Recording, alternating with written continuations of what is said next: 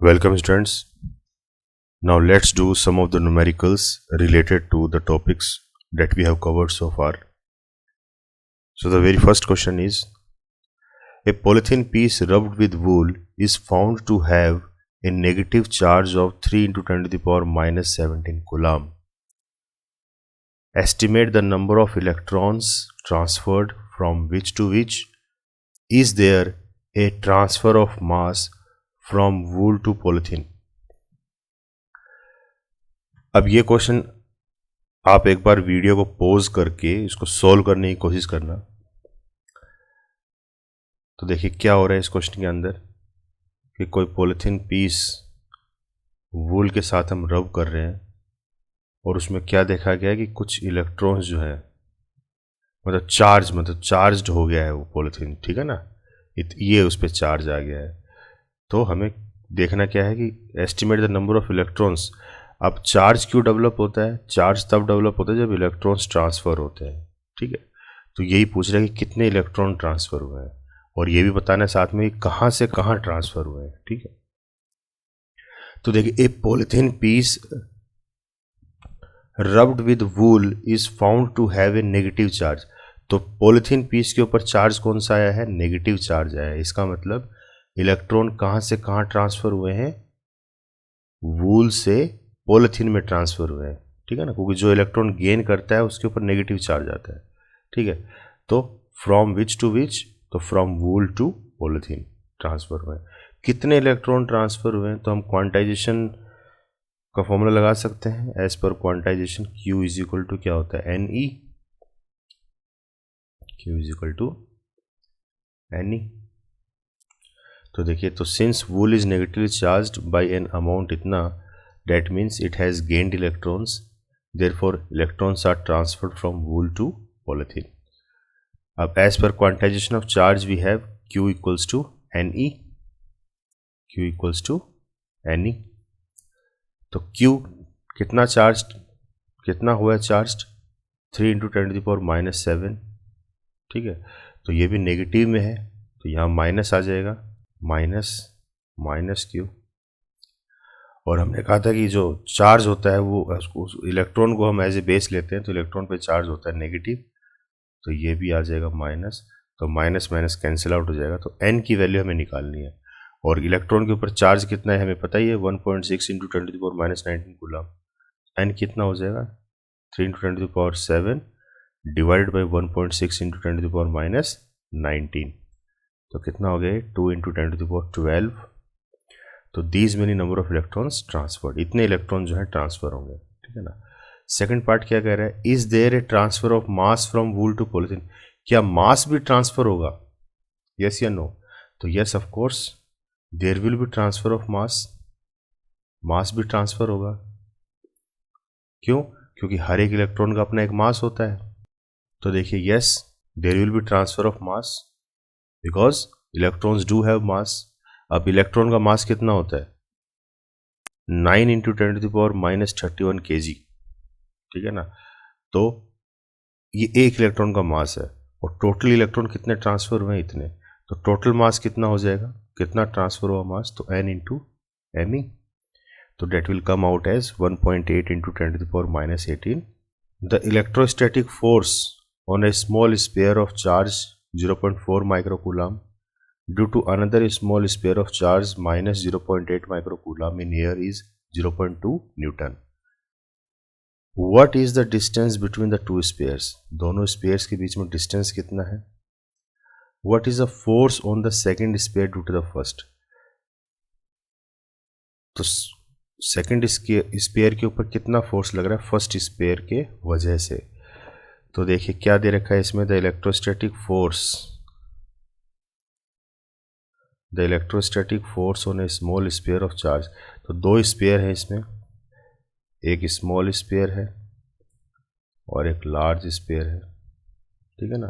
The electrostatic force on a small sphere of charge, तो इस पर कितना चार्ज है? 0.4 माइक्रोकूलम। और इस पर कितना है? Due to another small sphere of charge minus 0.8 microcoulomb.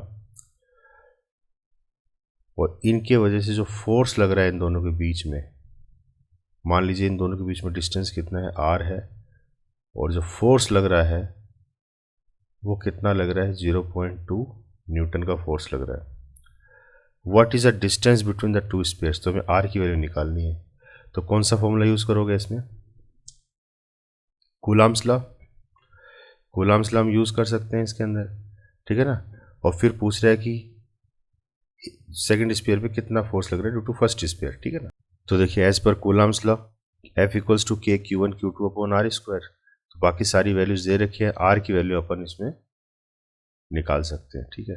तो माइक्रो कूलाम को हमने देखिए कन्वर्ट कर दिया, यहाँ पे 0.4 इंटू 10⁻⁻6 कूलाम हो जाएगा ये, ठीक है। ऐसे माइक्रो को 10⁻⁻6, ठीक है ना। इसको सोल्व करेंगे तो ये वैल्यू आएगी, r 0.12 मीटर इतनी दूरी पे है, ठीक है ना। और f की वैल्यू देखिए इसमें कैसी आएगी, नेगेटिव आएगी। तो नेगेटिव का मतलब क्या है, जो फोर्स लग रहा है वो कैसा है, अट्रैक्टिव है, ठीक है ना। क्योंकि एक चार्ज अपना पॉजिटिव है और एक चार्ज नेगेटिव है, तो f की वैल्यू इसमें नेगेटिव आएगी, ठीक है ना। तो फोर्स की वैल्यू इसमें नेगेटिव रहेगी क्योंकि ये इस तरीके से है, f की वैल्यू नेगेटिव आएगी। क्यों, क्योंकि एक चार्ज जो है अपना, ये वाला चार्ज जो अपना नेगेटिव है, तो f की वैल्यू नेगेटिव आएगी, ठीक है। तो ये कट जाएगा, तो r की वैल्यू हो जाएगी 0.12। अब सेकंड पार्ट क्या कह रहा है, what is the force on the second sphere due to the first sphere. तो देखिए एज हमने देखा था पीछे कि न्यूटन्स थर्ड लॉ लागू होता है, यानी कि F12 जितना है उतना ही F21 है, सिर्फ और सिर्फ क्या फ़र्क है कि डायरेक्शन का फ़र्क है। तो फोर्स तो सेम ही लगेगा, ठीक है। तो फोर्स हमें ऑलरेडी दे ही रखा है, कितना दे रखा है, 0.2 न्यूटन, ठीक है ना। तो as per Newton's third law F21 is equal to minus of F12। तो F21 को अगर हम पॉजिटिव लेते हैं तो F12 क्या हो जाएगा, नेगेटिव हो जाएगा, ठीक है। तो इस तरीके से माइनस 0.2 न्यूटन। तो ये F12 को अगर हम पॉजिटिव लेते हैं तो F21 हम नेगेटिव ले लेंगे, ठीक है। तो सेम फोर्स आएगा, बस डायरेक्शन का फर्क है, क्लियर है। तो किसी एक को आप नेगेटिव ले लोगे। The electrostatic force of repulsion between two positively charged ions carrying equal charge is इतना, when they are separated by a distance of 5 angstrom, how many electrons are missing from each ion, ये angstrom है। तो देखिए जब भी आप numerical करते हो सबसे पहला काम ये होना चाहिए कि हम जो है मतलब जो गिवन है उसको आप पहले लिखो, ठीक है ना। और अगर उस दौरान कन्वर्जन की ज़रूरत पड़ रही है तो उसको वहीं कन्वर्ट कर दो आप। तो गिवन देखिए हमें क्या दे रखा है, तो डिस्टेंस गिवन दे रखा है r, तो r कितना है, 5 एमस्ट्रॉम है। तो एक एमस्ट्रॉम में कितना होता है, 10⁻⁻10 मीटर होता है ना, 1 एमस्ट्रॉम। 1 एमस्ट्रॉम इज इक्वल टू 10⁻⁻10 मीटर होता है, ठीक है। तो 5 एमस्ट्रॉम है तो 5 इंटू 10⁻⁻10 मीटर, ये डिस्टेंस हो गया। और क्या दे रखा है, the electrostatic force of repulsion between two positively charged ions carrying equal charges. तो दो स्पेयर है हमारे पास, कोई भी चार्ज्ड आयंस मान लीजिए, और दोनों के बीच का डिस्टेंस अपने को दे रखा है, और दोनों के ऊपर इक्वल अमाउंट का चार्ज है। तो इसको भी अपन Q ले लेते हैं और इसको भी अपन Q ले लेते हैं, where Q is equal to 3 charge नहीं दे रखा ना, और इन दोनों के बीच और सेम है दोनों, मान लीजिए दोनों लाइक चार्ज हैं, पॉजिटिव मान लेते हैं अपन, तो वहाँ पे रिपल्सिव फोर्स आएगा। तो रिपल्सिव फोर्स कितना है, F equals to 3.7 into 10⁻⁻9 newton. तो ये सारी वैल्यूज गिवन है, अपने को क्या निकालना है, how many electrons are missing from each ion, कितने इलेक्ट्रॉन मिसिंग है। तो उससे पहले अपने को चार्ज की वैल्यू निकालनी पड़ेगी और फिर हम नंबर ऑफ इलेक्ट्रॉन्स n की वैल्यू निकालेंगे। तो देखिए यहाँ से as per Newton's third law दोनों ही चार्ज सेम है, तो प्लस क्यू ले लिया, तो ये हो जाएगा Q²। तो यहाँ से अपन चार्ज की वैल्यू निकाल देंगे, तो Q² इतने के बराबर है, तो यहाँ से Q की वैल्यू आ जाएगी 3.2 इंटू 10⁻⁻19 कूलम, ठीक है ना। तो ये तो अपनी आ गई Q की वैल्यू। और as per Newton's third law as per quantization of charge Q is equal to क्या होता है, NE। Q अपनी आ चुकी है, N अपने को निकालना है, और इलेक्ट्रॉन के ऊपर चार्ज कितना ही अपने को पता ही होता है। तो N की वैल्यू कितनी आती है? 2। That means 2 electrons are missing. 2 fixed point charges plus 4e and plus e units are separated by a distance of a. Where should a third point charge be placed for it to be in equilibrium? क्या मतलब हुआ इसका कि मान लीजिए दो हमारे पास कोई भी चार्ज हैं, दो चार्ज हैं, ठीक है ना, which are separated by a distance of two fixed point charges separated by a distance of a. दोनों के बीच में a की दूरी है, ठीक है ना, a डिस्टेंस है, और इस चार्ज की वैल्यू कितनी है? प्लस 4e, और दूसरा चार्ज जो है इसकी वैल्यू कितनी है? Plus e। तो देखिए दोनों ही पॉजिटिव चार्ज हैं, इसका मतलब क्या करेंगे? रिपेल करेंगे एक दूसरे को, रिपेल करेंगे, ठीक है ना। अब ये कह रहा है कि where should a third point charge be placed for it to be in equilibrium. तो एक थर्ड चार्ज हम कहाँ रखें इनके बीच में कि इक्विलिब्रियम कंडीशन आ जाए? तो देखिए जब भी इस तरह का चार्ज हम रखते हैं तो कौन सा चार्ज रखते हैं? टेस्ट चार्ज रखते हैं, ठीक है ना। तो यहाँ पे मान लीजिए कोई भी हमने टेस्ट चार्ज रख दिया Q0, ठीक है। टेस्ट चार्ज में आपको आगे बताऊंगा होता क्या है, और टेस्ट चार्ज को हमेशा अपन कैसे लेते हैं? पॉजिटिव लेते हैं, ठीक है। तो टेस्ट चार्ज कोई भी हमने चार्ज रख दिया, तो ये भी पॉजिटिव है, ये भी पॉजिटिव है, तो क्या करेगा? देखिए रिपल्सिव फोर्स लगाएगा, ये लगाएगा रिपल्सिव फोर्स, यानी कि इन दो की वजह से फोर्स इस तरफ जाएगा, और ऐसे Q0 और प्लस E ये भी पॉजिटिव चार्ज हैं, इसकी वजह से फोर्स जो है इस तरफ आएगा, ठीक है ना। तो ये दो फोर्स इसके ऊपर लगेंगे, इस चार्ज के ऊपर, Q0 के ऊपर दो फोर्स लगेंगे, ठीक है। अब हमें करना क्या है? इक्विलिब्रियम कंडीशन निकालनी है ना, इक्विलिब्रियम कंडीशन बता रही है। तो इक्विलिब्रियम क्या होगा? इक्विलिब्रियम ऐसी सिचुएशन होगी कि इसके ऊपर इस तरीके से फोर्स लगे कि ये चार्ज ना तो इस तरफ जाए और ना ही इस तरफ जाए, मतलब इक्विलिब्रियम सिचुएशन आ गई, स्टेबल हो गया, ठीक है ना। तो इसका मतलब क्या हुआ कि ये दोनों फोर्सेस क्या हैं? आपस में इक्वल हैं। तो देखिए इस डायग्राम में इसके वो दे रखे हैं, इस फोर्स का नाम दे दिया F2 और इधर वाले फोर्स का नाम दे दिया F1। तो at equilibrium F1 is equal to F2। तो देखिए for a system to be in equilibrium the net force on the system should be 0। जो नेट फोर्स कितना लगेगा? इक्वल, मतलब 0 लगेगा, बराबर फोर्स है। कब होगा 0? जब F1 F2 के बराबर हो जाएगा। क्लियर? तो let the third charge B plus Q placed at a point P। तो force on plus Q due to plus 4e, इसकी वजह से जो फोर्स लगेगा F1 मान लिया, उसको क्या आएगी उसकी value? KQ into 4e upon x square. तो मान लीजिए ये डिस्टेंस जो है हम x ले लेते हैं, और ये डिस्टेंस जो बाकी का बच गया क्या ले लिया हमने? a माइनस एक्स, ठीक है। और टोटल डिस्टेंस अपने को पता ही है a है। ऐसे F2 की वैल्यू निकाल लेते हैं कूलम्स लॉ में। F2 की वैल्यू क्या हो जाएगी? KQ इंटू E और अपॉन a माइनस एक्स का होल स्क्वायर, ठीक है। और इक्विलिब्रियम बता दिया है तो इसका मतलब F1 F2 के बराबर है, तो इन दोनों टर्म्स को हम इक्वेट कर सकते हैं। इक्वेट करेंगे तो देखिए सब कुछ इसमें कट जाएगा, क्या बचेगा इसमें? 4a माइनस एक्स का whole square is equal to x square, ठीक है। क्रॉस मल्टीप्लाई कर देंगे इसको, एक्स स्क्वायर। तो यहाँ से जब इसको सोल्व करेंगे तो हमारे पास x की वैल्यू कितनी आ जाएगी? 2/3 ऑफ a। इसका मतलब क्या होगा कि Q should be placed eight 2/3 of a from plus 4e charge, क्योंकि अपन ने यहाँ से लिया था ना x का डिस्टेंस, तो ये बताना पड़ेगा कि कहाँ से ले रहे हो। अगर आप ये डिस्टेंस लेते हैं x, तो अपने को बताना पड़ता है कि Q जो है प्लस e से इतना दूर है। तो यहाँ पे अपन ये वाला डिस्टेंस ले रहे हैं, तो हमें बताना पड़ेगा कि x की वैल्यू क्या है? 2/3 ऑफ a है फ्रॉम प्लस 4e चार्ज, ठीक है ना। तो Q should be placed at a distance of 2/3 of a from plus 4e charge. Next question देखिए, find the magnitude of the resultant force on a charge of 1 microcoulomb held at P due to 2 charges of +2 × 10⁻⁸ coulomb and minus 10 into 10 to the power minus 8 coulomb at A and B respectively. Given AB is equal to 10 centimeter, BP is equal to 5 centimeter and angle APB is equal to 90 degree. तो देखिए जो blue colour में है ये diagram अपने को दे रखा है, ठीक है ना, ये डायग्राम अपने को गिवन है. तो क्या कह रहा है, क्योंकि एक राइट एंगल ट्राइंगल है, APB जो है 90 डिग्री है, तो राइट एंगल ट्राइंगल है.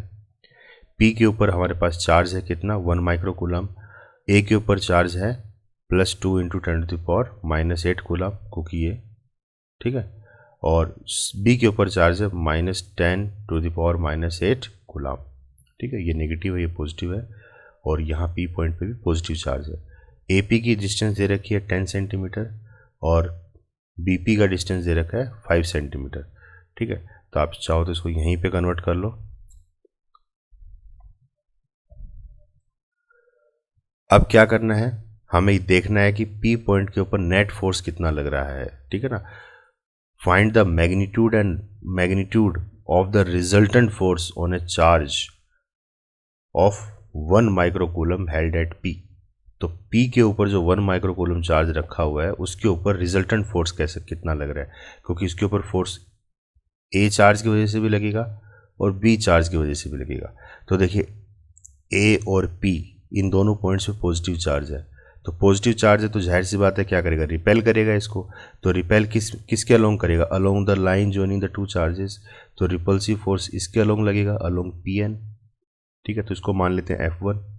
और ऐसे PB जो है, अब देखिए ये पॉजिटिव है ये नेगेटिव है, अपोजिट चार्ज है, तो क्या करेगा, अट्रैक्ट करेगा along the line joining the two charges.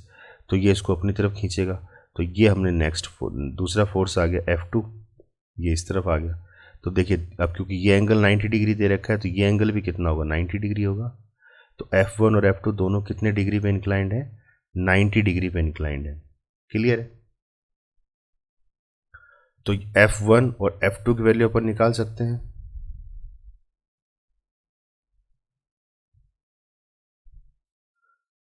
तो F1 की वैल्यू हो जाएगी K charge at A and charge at P upon AP का होल स्क्वायर. तो ये वैल्यूज अपने को पता ही है, तो इसको पुट करेंगे तो कितना आएगा, 18 into 10 to the power -3 newton along PN. ये डायरेक्शन होगी. ऐसे अपन F2 निकाल लेंगे, K QP upon BP square. ये आती है अपने पास 36 into 10 to the power -3 newton along PB के अलोंग है. अब रिजल्टेंट फोर्स निकालना है. तो रिजल्टेंट फोर्स आप देखिए कैसे निकाल सकते हैं. तो आप इसमें पैरेललोग्राम लॉ भी लगा सकते हो. तो पैरेललोग्राम लॉ लगा लीजिए इसमें. तो इस तरीके से अपन ये ड्रॉ करेंगे, कंस्ट्रक्शन करेंगे इसके अंदर, और दोनों की फोर्स की वजह से ये डायगोनल देखिए अपन जोड़ देंगे तो ये अपना क्या आ जाएगा, रिजल्टेंट फोर्स आ जाएगा FR. इसको रिजल्टेंट फोर्स मान लेते हैं, ठीक है ना, FR. तो ये कितना बन जाएगा, रिजल्टेंट फोर्स का फॉर्मूला अपने को पता ही है क्या होता है, FR किसके बराबर होगा, √ओवर FA का होल स्क्वायर, या इसको FA ना करके F1 करो, इसको F1 का होल स्क्वायर प्लस F2 का whole square plus 2i of F1 F2 cos थीटा, ठीक है. तो यहाँ पे थीटा कितना है, 90 डिग्री है. तो cos 90 कितना होता है, 0. तो ये वाला पूरा फैक्टर तो क्या हो गया अपना, 0 हो गया. तो FR किसके बराबर बचा, √over F1 square plus F2 square, ठीक है ना. और F1 F2 की वैल्यू अपन निकाल चुके, तो इसको इसमें पुट करेंगे तो ये वैल्यू निकल के आएगी.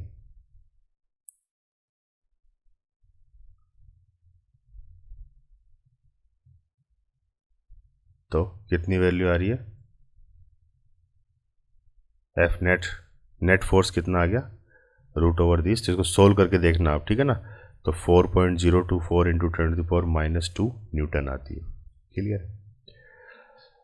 अच्छा, एक यूनिट है देखिए, आप इसको भी नोट कर लीजिए, कहीं कहीं किसी क्वेश्चन में लिखी होती है 1 kgf. 1 kgf मतलब 1 किलोग्राम फोर्स. तो 1 किलोग्राम फोर्स किसके बराबर होता है, 9.8 न्यूटन के बराबर होता है, ठीक है ना। तो ये इस तरह की चीज़ें लिख लिया करो, कई बार आ जाती हैं क्वेश्चंस में। क्लियर है, आगे बढ़ते हैं। Next we have conductors and insulators. तो ये तो बताने की जरूरत है ही नहीं, आप लोगों को पता ही होगा कंडक्टर्स क्या होते हैं, जो कंडक्ट करते हैं इलेक्ट्रिसिटी। तो materials through which charge can flow are conductors. तो कंडक्टर्स वो मटेरियल जिसके थ्रू चार्ज जो है फ्लो होता है। इट प्रोवाइड्स लो रेजिस्टेंस, ठीक है ना, कम रेजिस्टेंस प्रोवाइड करता है। ये आपने 10th में पढ़ा होगा इसके बारे में। Charge given to the body at a point does not stay at one point and spread throughout the surface. For example metal हो गया, टैप वाटर हो गया, इलेक्ट्रोलाइट्स हो गए, ठीक है, तो कंडक्टर्स होते हैं। इंसुलेटर्स इसका अपोजिट है। Materials through which charge can not flow are insulators. तो इंसुलेटर्स में से चार्ज कभी फ्लो नहीं करता, स्टैटिक रहता है, जबकि कंडक्टर्स में चार्ज फ्लो करता है, ठीक है ना, स्टैटिक नहीं रहता है। तो इंसुलेटर्स में ऐसा क्यों होता है कि चार्ज फ्लो नहीं करता, तो इसको हम कह सकते हैं it provides high resistance. Charge given to a body at a point stays at the same point. For example glass, mica, pure water. तो देखिए मैंने आपको एक एक्टिविटी बताई थी पिछले स्लाइड्स में कि किसी भी ग्लास स्केल को जब हम रब करते हैं, ठीक है ना, हेयर के ऊपर, तो उसके ऊपर एक चार्ज डेवलप हो जाता है। चार्ज कौन सा डेवलप होता है, पॉजिटिव चार्ज डेवलप होता है, ठीक है ना, उसके एक एंड पे, और ये चार्ज उसके ऊपर रहता है, ठीक है। और इससे जब हम पेपर पीसेस उठाते हैं तो वो पेपर पीसेस जो होते हैं इसकी तरफ अट्रैक्ट करते हैं। क्यों, क्योंकि उनके ऊपर होता है नेगेटिव चार्ज और वो इसकी तरफ अट्रैक्ट होते हैं, ठीक है। लेकिन अगर इसी ग्लास स्केल के बजाय, ये तो ग्लास था, अगर इसी ग्लास स्केल के बजाय अगर हम कोई मेटल की स्केल लें, मेटल स्केल, और सेम केस करें पेपर पीसेस के साथ, तो ये उठाएगा कि ये नहीं उठाएगा। क्यों, क्योंकि इसके ऊपर चार्ज डेवलप होगा नहीं। क्यों नहीं डेवलप होगा, क्योंकि ये कंडक्टर है, और कंडक्टर में चार्ज क्या करता है, फ्लो करता है। तो चार्ज इसमें थ्रू आउट यूनिफॉर्मली क्या हो जाएगा, डिस्ट्रीब्यूट हो जाएगा, ठीक है ना। तो इतना चार्ज हमें नहीं मिल पाएगा एक एंड के ऊपर कि इन पीसेस को उठा पाए। जबकि इंसुलेटर्स में क्या होता है कि चार्ज फ्लो नहीं करता है, तो चार्ज जो है मूव नहीं करेगा, चार्ज वहीं रुका रहेगा स्टैटिक पोजीशन पे। तो एक ही एंड पे क्या है, चार्ज की कंसंट्रेशन ज़्यादा है, तो ये पीसेस को उठा लेगा अपनी तरफ, ठीक है ना।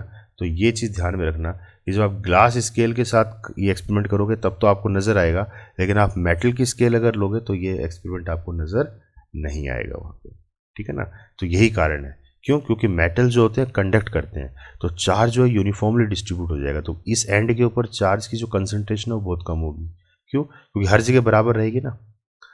और यहाँ पे क्या है कि चार्ज मूव नहीं कर रहा है, तो मतलब इस एंड पे कंसंट्रेशन ज़्यादा रहेगी, ज़्यादा रहेगी तो ज़्यादा फोर्स लगेगा। क्लियर है, ये भी करेगा, लेकिन उस केस में आपको बहुत ज़्यादा इसको चार्ज प्रोवाइड करना पड़ेगा। इसीलिए जब भी हम स्टैटिक चार्ज की बात करते हैं, स्टैटिक यानी कि रुका हुआ चार्ज, तो वो हमेशा किसके ऊपर डेवलप होता है, इंसुलेटिंग मटेरियल के ऊपर डेवलप होता है। क्लियर है, इनको हम डाइलेक्ट्रिक्स भी बोलते हैं, डाइलेक्ट्रिक्स। डाइलेक्ट्रिक क्या होते हैं, मतलब ये प्रॉपर्टी कैरी करते हैं खाली, ठीक है ना, कंडक्ट नहीं करते हैं, लेकिन ये प्रॉपर्टी कैरी करते हैं। जैसे इसमें देखिए चार्ज डेवलप हो गया तो एक तरीके से स्टैटिक इलेक्ट्रिसिटी डेवलप हुई, ठीक है, तो वहीं से आए इलेक्ट्रिक्स, ठीक है ना, डाई इलेक्ट्रिक्स।